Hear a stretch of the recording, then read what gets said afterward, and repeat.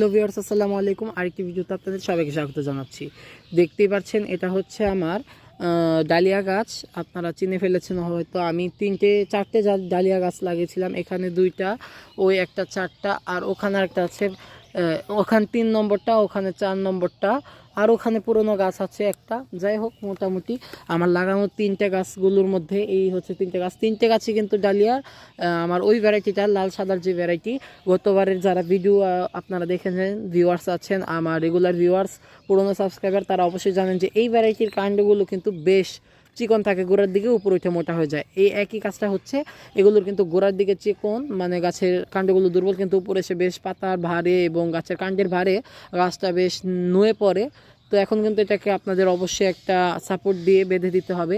প্রায় সব ধরনের ডালিয়া গাছের একটু একটু সাপোর্টের প্রয়োজন হয়, তাই আপনার খেয়াল রাখবেন গাছটা যেন বেঁকে না যায়, তাহলে কিন্তু ফুল ধরার পরেও গাছের যে শেপটা সেটা কিন্তু আপনাদের কাছে পছন্দ